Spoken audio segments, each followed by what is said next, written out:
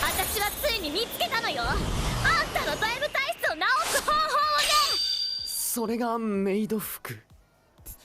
これはミチル姉がやかましい。覚悟そりゃ。死んじゃいますって。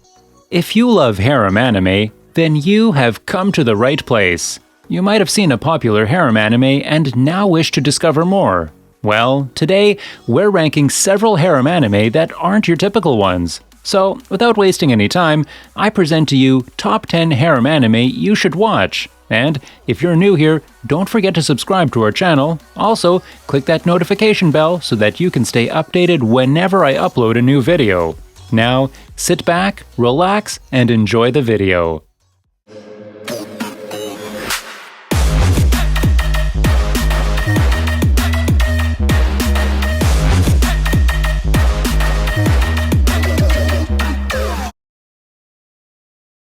Coming in at number 10, we have Miss Caretaker of Sunoh.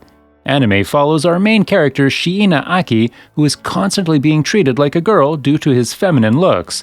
To fix this, he heads to Tokyo to attend a new school and to meet new people. His living situation was bound to be weird, but not this weird. Now Aki's the only boy among 3 older female classmates. Well, the anime manages to offer that wholesome atmosphere while still having some humor. It is not afraid to embrace the tropes of the genre and is unapologetic about being an anime with fan service. Seriously, apart from the ecchi, this show is full of joyful slice-of-life moments. All the girls just have different personalities, different preoccupations, and create somewhat realistic scenarios for why the boy is sandwiched between them.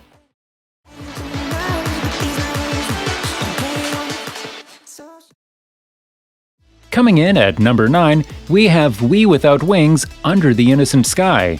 The anime series is split into 3 separate vignettes covering the activities of 3 main groups of people. The first has Takashi Haneda as the main male lead and is focused around his school activities. The second has Shusuke Chitose as the main male lead and is focused around a bar called Alexander, and the third has Hayato Narita as the main male lead and focuses on his street acquaintances. Well, this is one of those anime that doesn't make much sense at first, but it makes more and more as you watch it.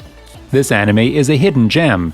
Granted, it has everything that a generic harem and fan service-focused anime has. Still, it does a good job of incorporating a story that focuses on a particular psychiatric disorder that is quite believable and made it in such a way that it is entertaining and fun to watch to some extent.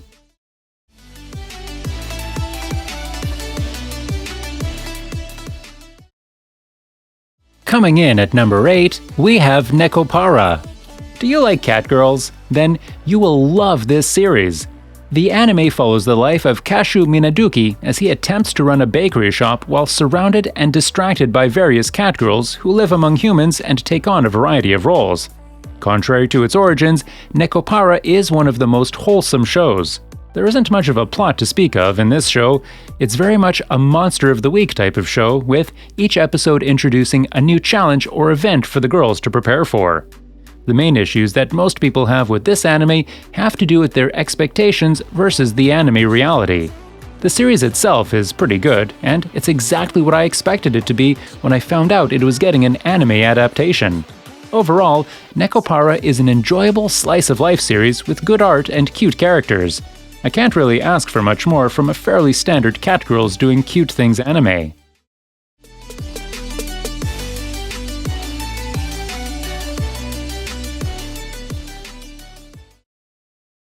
Coming in at number 7, we have Princess Lover. The anime follows Teppei Arima, who lost his parents in a tragic accident. His grandfather, on the other hand, expects him to take over the family business and become the next CEO. Along with his celebrity status, he enrolls in a prestigious high school and is soon informed of an arranged marriage with the equally wealthy Sylvia. Talk about luck! Honestly, looking back at this in 2022, I can say without a doubt that this is a really good anime. Sure, the story may have seemed really generic with little to no substance, but the show really makes it up by doing good animation and likable characters. Also, who can say no when we're getting a cultured OVA and jiggle physics throughout the show?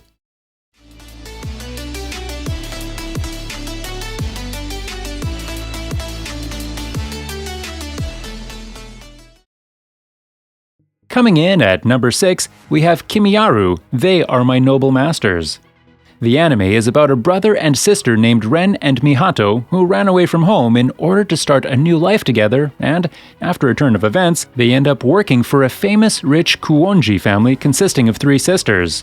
Surprisingly, this anime has an underlining story to it, but for the most part, it is full of random mini-stories and adventures that have little relation with each other.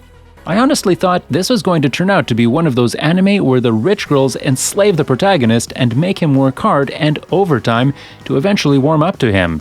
It actually turned out that they were all generous and loving from the start, which was a nice change of pace. The anime proved to be a very enjoyable ecchi comedy with quite a few parodies for the hardcore anime fan to enjoy.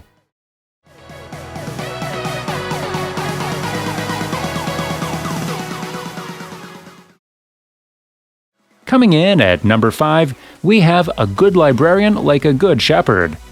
The story is set in a prestigious high school academy with over 50,000 students, and out of all this huge number, it follows our first main hero, Kake Kyutaru, a loner who enjoys reading books as his favorite passion. However, he has a supernatural ability that lets him see the future of some people around him, and also that drags him out of his peaceful book reading life. Daitoko-shan is a standard yet high-quality addition to the harem category. It's a fairly calm and peaceful slice of life with comedy, harem, and romance undertones. Genre-wise, it is the classic anime school setting, but with a hint of fantasy. When looking at the complete package of Daitoshokan, it is hard to consider it to be anything but enjoyable. The fact that it was one of the least popular and overlooked shows of that season is rather disappointing.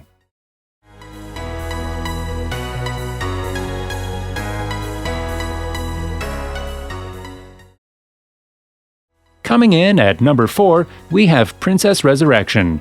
The anime follows a teenager called Hiro who becomes a warrior for Princess Hime after she resurrects him with her flame of life. It's now his job to protect her. In return for reviving him, he must protect her from any harm that comes her way. I'd say this show is hit or miss. It's not for everyone as the storyline is next to none. It's much more of an episodic show with an overarching story to enhance it. If you like a mid-2000s style anime, then this one is great at filling in the niche. The show can be mediocre, but it does it in a fun, parodic way rather than a show where it tries to be something it's not.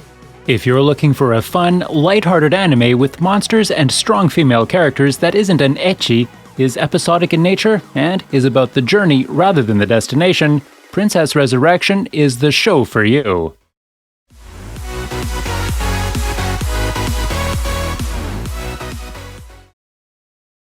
Coming in at number 3, we have MM.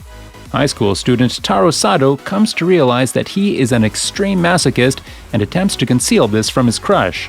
To fix his problem, he enrolls in his school's second volunteer club, where Mio Isurugi and the other members attempt to cure him through various training regimens. If that summary made you laugh or grin, you aren't alone.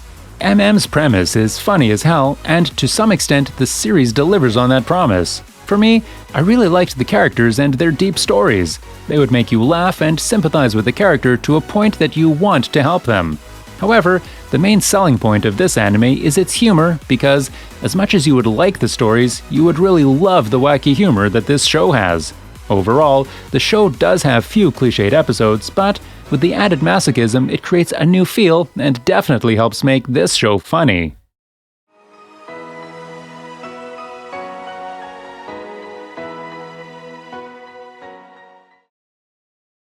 Coming in at number 2, we have Student Council's Discretion.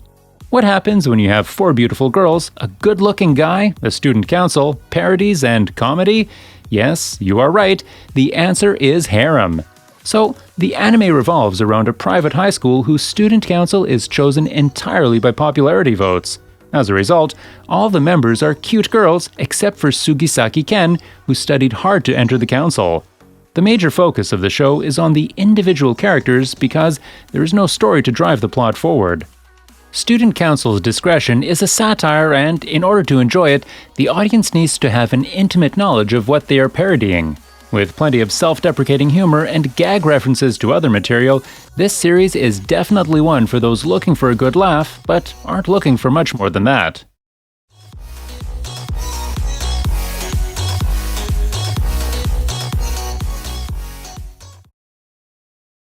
Coming in at number 1, the comic artist and his assistants. Yuki Aito is a perverted and hopeless author of manga. Under pressure from his hot-tempered editor, Miharu, he works alongside his assistants to finish his manuscript on time. Well, that's the entire plot. Throughout the span of the 12-episode run length, the show varies from topic to topic, ranging from several short stories within one episode, or one major storyline that occupies the entire episode. The main reason this show works is because of the main character and the relationship he develops with the other cast members. I feel it is a really good anime, despite the random ecchi references. Overall, the anime is something you will enjoy, just for the comedy, not plot. There isn't really a story because, generally speaking, comedy anime doesn't have a fully drawn-out storyline. I wholeheartedly suggest this anime to anyone in need of a good laugh.